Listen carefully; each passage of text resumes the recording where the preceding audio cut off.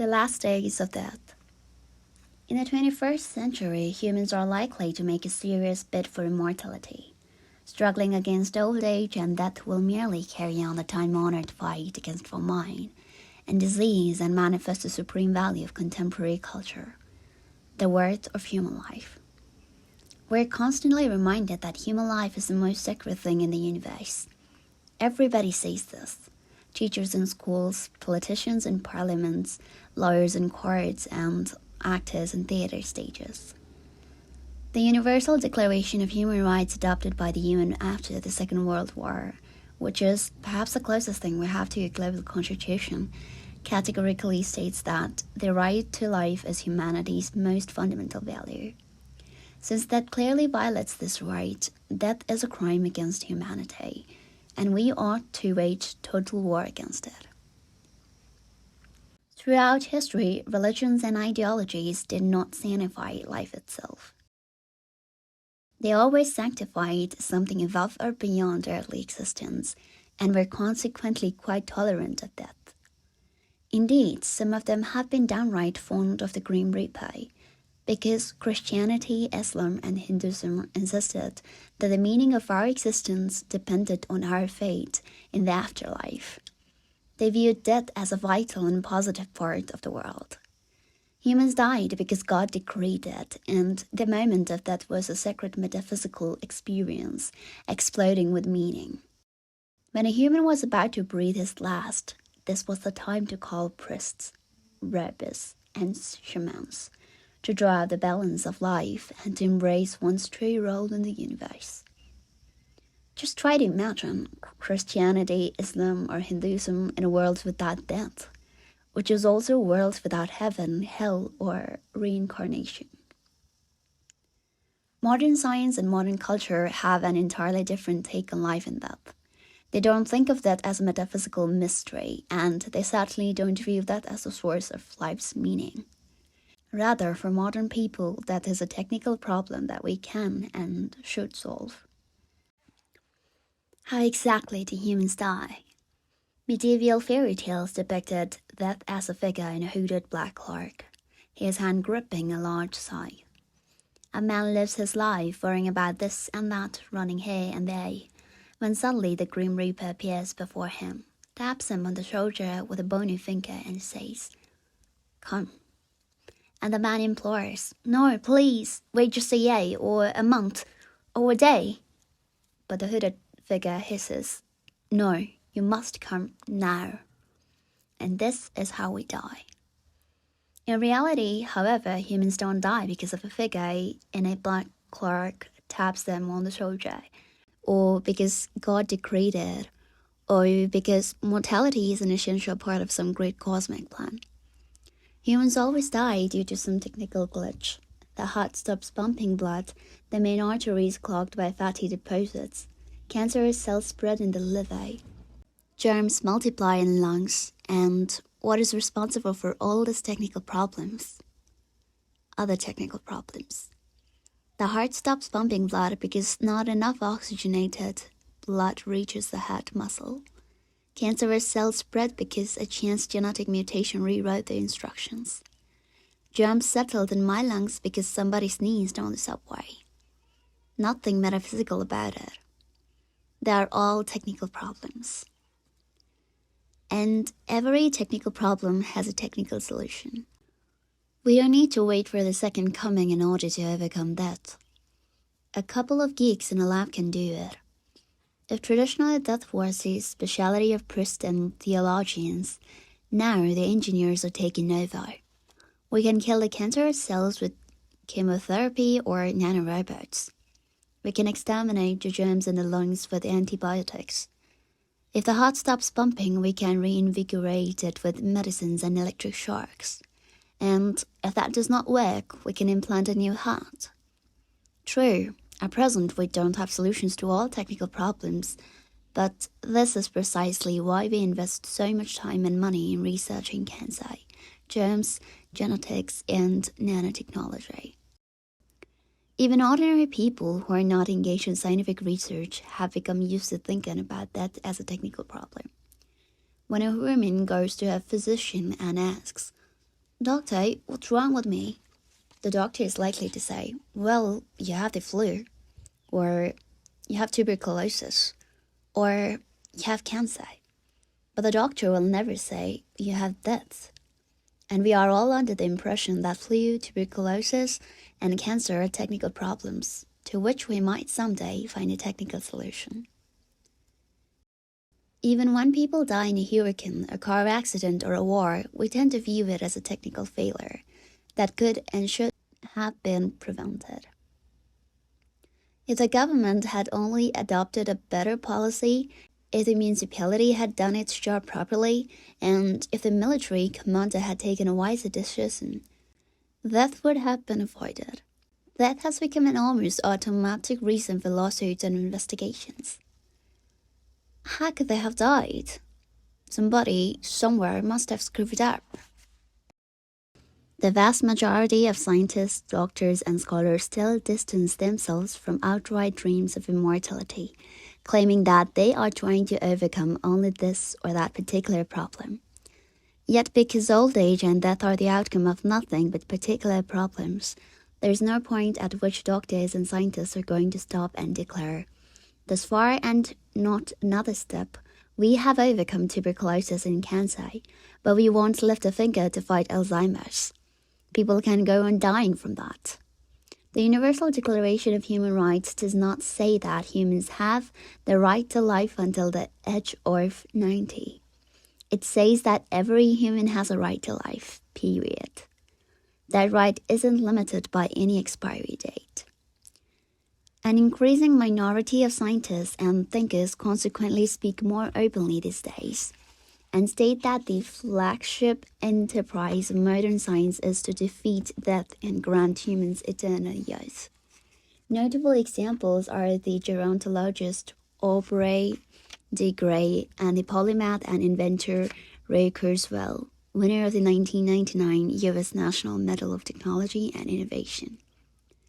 In 2012, Kurzweil was appointed a director of engineering at Google, and a year later, Google launched a sub-company called Calico, whose stated mission is to solve death. In 2009, Google appointed another immortality true believer, Bill Maris, to preside over the Google Ventures Investment Fund. In a January 2015 interview, Maris said, "If you ask me today, is it possible to live to be 500? The answer is yes." Maris backs up his brave words with a lot of hard cash. Google Ventures is investing 36% of its $2 billion portfolio in life sciences startups, including several ambitious life-extending projects. Using an American football analogy, Maris explained that in the fight against death, we aren't trying to gain a few yards, we are trying to win the game. Why? Because, says Maris, it is better to live than die. Such dreams are shared by other Silicon Valley luminaries. PayPal co-founder Peter Thiel has recently confessed that he aims to live forever. "I think there are probably three main modes of approaching death," he explained. "You can accept it, you can deny it, or you can fight it. I think our society is dominated by people who are in the denial of acceptance, and I prefer to fight it." Many people are likely to dismiss such statements as teenage fantasies. Yet Thiel is somebody to be taken very seriously. He is one of the most successful and influential entrepreneurs in Silicon Valley, with a private fortune estimated at $2.2 billion. The writing is on the wall. Equality is out. Immortality is in. The breakneck development of fields such as genetic engineering, regenerative medicine, and nanotechnology fosters ever more optimistic prophecies. Some experts believe that humans will overcome death by 2200. Others say 2100. Kurzweil and de Grey are even more sanguine. They maintain that anyone possessing a healthy body and a healthy bank account in 2050 will have a serious shot at immortality by cheating death a decade at a time. According to Kurzweil and de Grey, every 10 years or so, we will march into the clinic and receive a makeover treatment that will not only cure illnesses, but will also regenerate decaying tissues and upgrade hands, eyes, and brains. Before the next treatment is there, doctors will have invented a plethora of new medicines, upgrades, and gadgets. If Kurzweil and Dick Gray are right, there may already be some immortals walking next to you on the street, at least if you happen to be walking down Wall Street or Fifth Avenue. In truth, there will actually be a mortal rather than immortal. Unlike God, other superhumans could still die in some war or accident, and nothing could bring them back from the netherworld. However, unlike us mortals, their life would have no expiry date. So long as no bomb shreds them to pieces or no truck runs them over, they could go on living indefinitely, which will probably make them the most anxious people in history. We mortals daily take chances with our lives because we know they are going to end anyhow. So we go on treks in the Himalayas, swim in the sea, and do many other dangerous things like crossing the street or eating out. But if we believe you can live forever, you would be crazy to gamble on infinity like that. Perhaps, then we had better start with more modest aims such as doubling life expectancy. In the 20th century, we have almost doubled life expectancy from 40 to 70. So in the 21st century, we should at least be able to double it again to 150. Though failing for short of immortality, this would still revolutionize human society. For starters, family structure, marriages, and child-parent relationships would be transformed. Today, people still expect to be married till death us do apart. And much of life revolves around having and raising children. Now try to imagine a person with a lifespan of 150 years. Getting married at 40, she still has 110 years to go. Will it be realistic to expect her marriage to last 110 years? Even Catholic fundamentalists might balk at that. So, the current trend of serial marriages is likely to intensify. Bearing 2 children in her 40s, she will, by the time she is 120, have only a distant memory of the years she spent raising them. A rather minor episode in her long life. It's hard to tell what kind of new parent-child relationship might develop under such circumstances. Or consider professional careers. Today we assume that you learn a profession in your teens and 20s and then spend the rest of your life in that line of work. You obviously learn new things even in your 40s and 50s, but life is generally divided into learning period followed by working period. When you live to be 150, that won't do, especially in a world that is constantly being shaken by new technologies. People will have much longer careers and will have to reinvent themselves again and again, even at the age of 90. At the same time, people will not retire at 65 and will not make way for the new generation with its novel ideas and aspirations. The physicist Max Planck famously said that science advances one funeral at a time. He meant that only when one generation passes away do new theories have a chance to root out old ones. This is true not only of science. Think for a moment about your own workplace. No matter whether you are a scholar, journalist, cook, or football player, how would you feel if your boss were 120? His ideas were formulated when Victoria was still queen, and he was likely to stay your boss for a couple of decades more. In the political sphere, the results might be even more sinister. Would you mind having Putin stick around for another 90 years? On second thoughts, if people lived to 150, then in 2060, Stalin would still be ruling in Moscow, going strong at 138. Chairman Mao would be a middle-aged 123-year-old, and Princess Elizabeth would be sitting on her hands, waiting to inherit from the 121-year-old George VI. Her son Charles would not get his turn until 2076. Coming back to the realm of reality, it is far from certain whether Kurzweil's and the D. Gray's prophecies will come true by 2050 or 2100. My own view is that the hopes of eternal youth in the 21st century are premature, and whoever takes them too seriously is in for a bitter disappointment.